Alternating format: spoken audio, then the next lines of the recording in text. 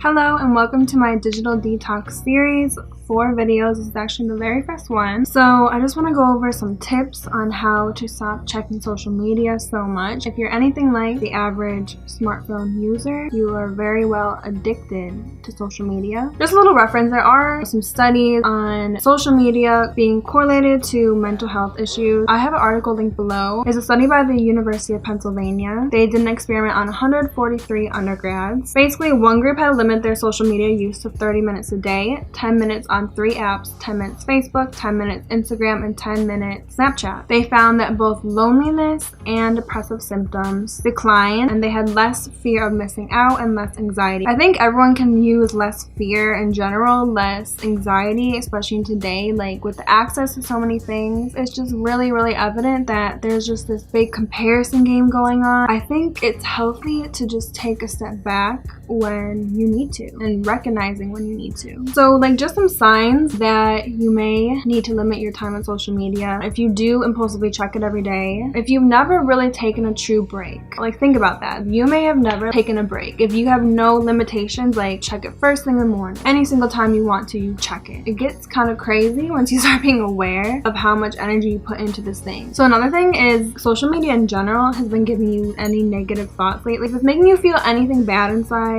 any jealousy, any comparison, what you're missing out on, or that you're not good enough. You know, our feelings are meant to be a sign that the way we're thinking is either good or it's bad. If you're feeling good, keep thinking that way. If you're thinking bad, stop thinking that way. Stop doing what you're doing to feel bad. You know what I'm saying? Social media is as much of a blessing as it can be to communicate to the whole entire world. It does have those downsides, just like anything. I think just getting a little bit more control over it in your mind and in your life will not have those negative feelings as much. Okay, so let's get into our actual 7 tips. So number 1, realize the problem and decide to be better. The article I have linked below, it goes over the study, and there's also a really good video about how social media gives you dopamine hits when you check it, and it's crazy. Just recognize that you might need to be cutting back a little bit. You know, get one of the apps that keeps track of how often you're on your phone. Like literally just yesterday I was talking to my sister. She said her phone tells her she spends an average of like 8.5 hours a day on her phone, which is crazy. Just recognizing things like that so that you can start to taking the effort to cut back, I think is number 1. So number 2, I would go through and check out all your social media apps on your phone and decide what you need to deactivate from, what you need to just delete off your phone, and what you need to stop getting notifications for. That's just a good way to start limiting your time. I've turned off my Instagram notifications like way earlier in the year, and it's been great because think about it. Oh, I have a message, let me check. Oh, the people liked it. Oh, I have a comment. Every single time it's instant. You're seeing it and you are gonna want to go check it. To have it like out of sight, out of mind, and it's really been good for me. So that's number 1. Like if it's an app that you know you use every day, and maybe Instagram, whatever it may be, I would start by turning off notifications. That would probably be a really good start. You may need to just delete some off your phone. Recently, I deleted Twitter off my phone. I was just realizing that it doesn't really do much for me. You know, I go on there when I'm pretty bored, and I don't really get much off of it, just people saying random stuff, and it just wasn't really doing anything for me. So I was like, you know what, I don't need it, deleted it, and I haven't checked it for, I don't know, it's probably like a month, maybe going on 2 now, and that's been really good for me because it was pretty much just a waste of time. And a lot of social media can be that if you are just mindlessly looking at it for so many hours a day. And then finally, there may be some that you need to just straight up deactivate from, depending on how much good the app does do for you or how much time it does waste of yours. So my 3rd tip is to do a massive unfollowing. You know, if we're going to be detoxing from something, from social media, so we can eliminate the time we're spending on it, or we can eliminate what we're seeing on it. I know a big thing for women and girls is to go on Instagram and then you go on the explore page and then you see girls with perfect bodies and then you start feeling insecure. Anything like that, I recommend just doing a big purge to get it out of sight, out of mind. You don't need that bringing negativity into your mind. Like your mind and your thinking and you are a precious space, and anything not serving it, you don't need it in your brain. Like just remember that like your thoughts are sacred. Anything that doesn't have business being in your mind, get it out. I recommend going through whatever apps you use a lot. I did Instagram. Oh my gosh, it had been so long since I did like an unfollowing on Instagram. I never even like checked in a while, and I just had racked up so many accounts that I was following. I'm not that into makeup and stuff anymore when I used to be predominantly into Instagram for makeup. So just so many brands and makeup accounts that I was following that I just needed to just purge out, and it felt so good. So what I did was just get one of those like unfollow apps that can just let you go through and unfollow everyone, and it tells you who unfollowed you, because like Ain't nobody trying to keep following someone back that unfollowed them. Like, bye. And then you can just go through your account, and I did so many, and I have no, like, I don't care. Like,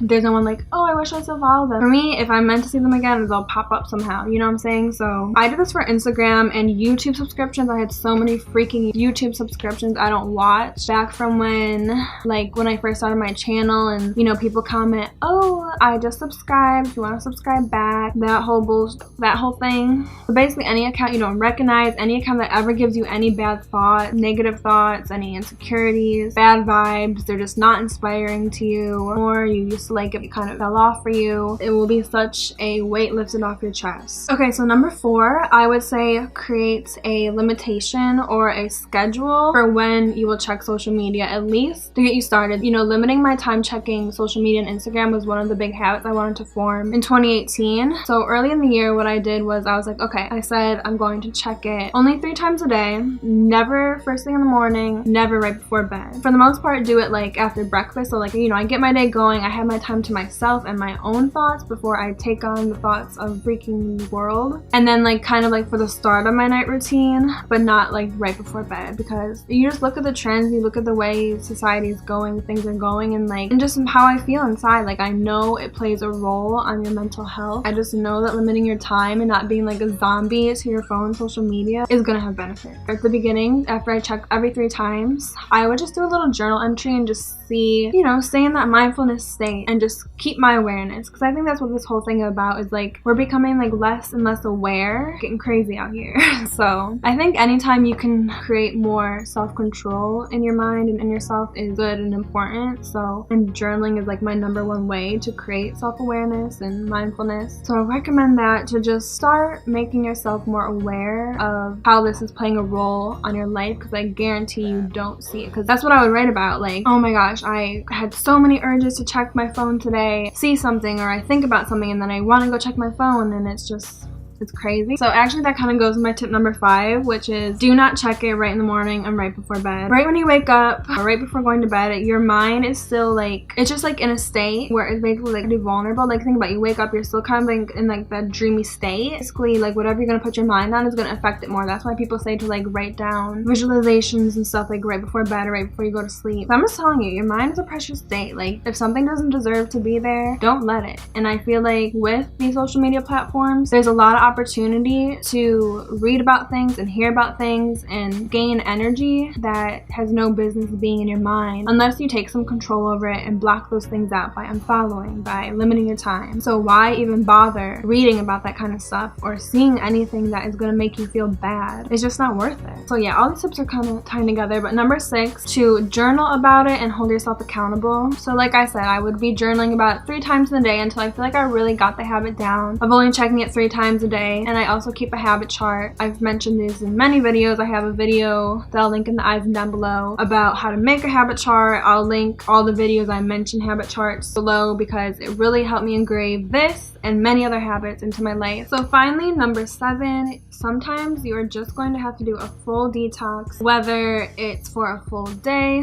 a week, a few days. Just unplug. Sometimes you just know you're at that point. You can sense it coming if you feel overwhelmed. Personally, I find this to be an act of self-care, to just unplug. Like, me time is my self-care time. Shut everything out, do everything that's good for me, because that's gonna help me relieve stress and give me a better peace of mind. I was at that point, I got a new phone, and I was just doing this purge of my phone, which is the next video, by the way. There's a lot going on for me right now, and I could sense an overwhelm, and I could sense I was checking social media more often. I could sense more just negative thoughts when I checked it, and I could see how many accounts I followed, and it was just bothering me. And for me, I'm on a social media detox right now. I'm on my 3rd day, and it's been great. Every day I'm liking it more and more. There was a time 2.5 years ago, I broke my phone. It just ended up being the right time. I just went with like, I think almost 2 weeks without it, and it was really great to have all that off of my mind. It's just like so much more simple.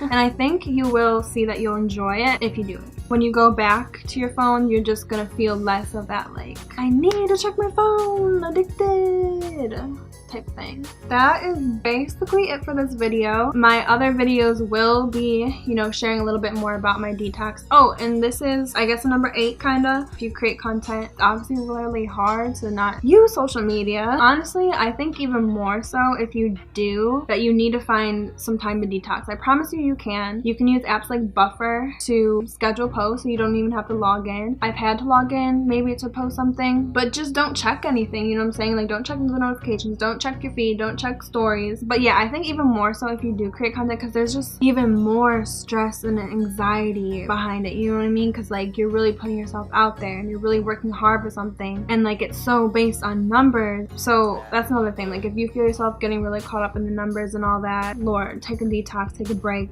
use the time to get deeper with yourself.